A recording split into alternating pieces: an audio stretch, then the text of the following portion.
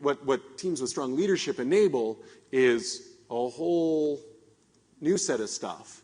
And I'm just going to build out this. And some of you are probably familiar with the double diamond.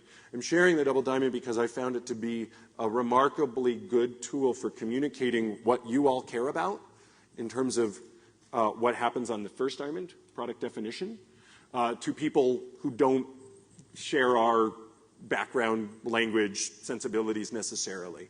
I didn't know I needed to communicate that when I left Adaptive Path. I thought everyone had figured this out by then because that's all the work we did at Adaptive Path was almost primarily first diamond stuff. And then I went in-house and I'm like, oh, okay, I need a tool to explain this stuff. And the double diamond comes out of the UK Design Council. They had identified it. I modified it for my needs. But it's basically a recognition that there's more that goes on in design than you think. By and large, most organizations still think of design as only on the right side, execution. You are shipping stuff. So this was a way for me to talk about design influencing the stuff on the left side, definition, and how to appropriately incorporate user research, developing strategies, ideating, prototyping, creating an experience strategy before you get to the plan, so that you know when you ship it if it's doing the thing that you wanted it to do, because you've all agreed to that, right? And so and the reason for the diamond, if you didn't know, is that idea is for each stage you want to go very broad, get as many ideas as possible, and then you converge to an idea, an answer, and then do it again when you're executing. So you have ideation and concept generation, then you have definition and requirements. You have iterative design as you're working against the plan, and then you're building. So, what happens is on the left side, design makes strategy concrete. I think this is what UX strategy really is simply making strategy concrete, getting it out of the land of bullet points and spreadsheets and into something that people can have a more direct relationship to. And then on the execution design, supporting delightful, engaging experiences. So in reality, you're going to do that definition once.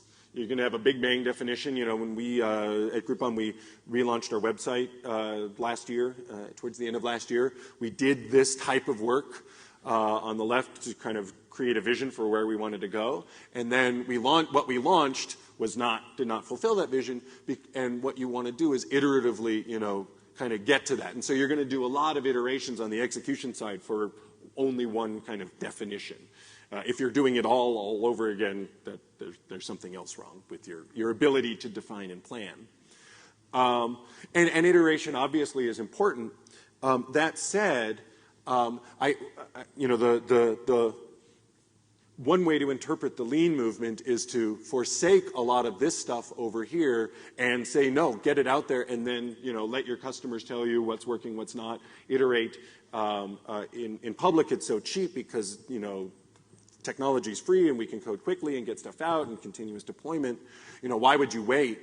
In my experience, you will more quickly get to the right solution if you've measured twice and cut once. To borrow a metaphor, if you've done that sketchy iteration and prototyping here, you will more quickly get to the right solution than if you skip this, launch something here quicker by taking this out, but it'll take that much longer to get to the right thing. My opinion. So this this doesn't seem very lean or agile. I take issue when people start using words like lean or agile because that means to me that they've stopped thinking for themselves and are simply espousing a methodology, something that they've read, something that someone else told them, because they didn't like to do the hard work of thinking for themselves. Not to say that there's bad things within lean and agile. There's a lot to learn from there, but don't simply say, I'm doing it because it's lean, I'm doing it because it's agile. Do it because it's the right thing to do. Also, I find that by and large, the conversation around lean and agile tends to be focused on execution. So all the strategy stuff, all the definition stuff that is so important is just kind of ignored.